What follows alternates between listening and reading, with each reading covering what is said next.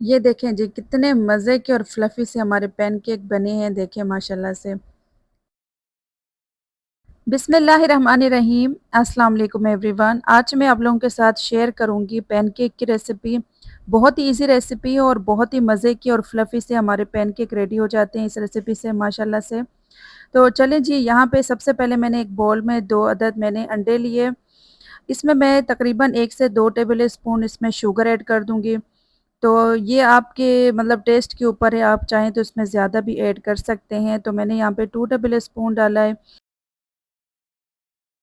और यहाँ पे मैंने 1 से 2 टेबल स्पून मैंने ऑयल इसमें ऐड किया। अगर आपके पास बटर है तो आप इसमें बटर भी ऐड कर सकते हैं। तो मेरे पास नहीं था तो मैंने यहाँ पे सिंपल ऑयल इसमें ऐड किया।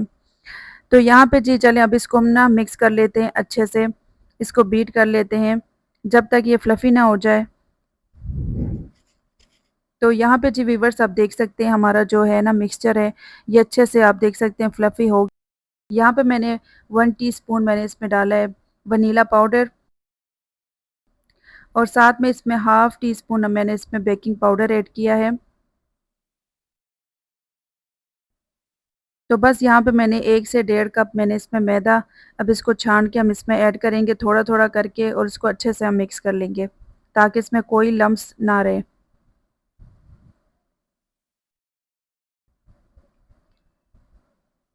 आप इसको बच्चों को बना के लंच बॉक्स में भी दे सकते हैं, ब्रेकफ़ास्ट में दे सकते हैं और बहुत ही ये माशाल्लाह से बहुत ही टेस्टी बनते हैं और बहुत ईज़ी है।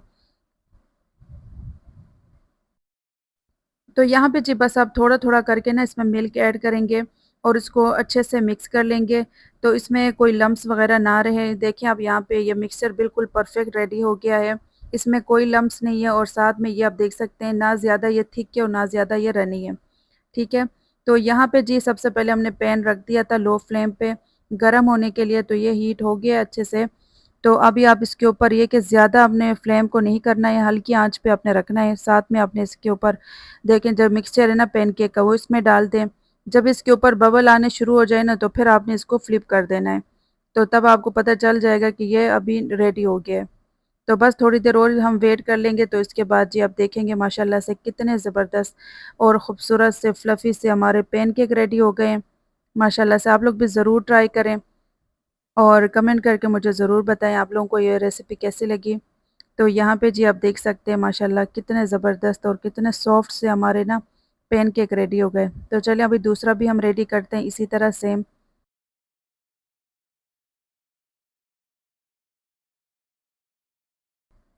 ये देखें जी माशाल्लाह दूसरा पैनकेक भी हमारा बिल्कुल माशाल्लाह से रेडी हो गया है।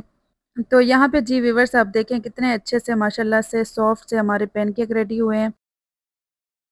तो बस आप चाहें इसके ऊपर बटर डाल के बच्चों को दें या शहद डाल के दें या न्यूटेला इसमें लगा के दें, ये आपके ऊपर है।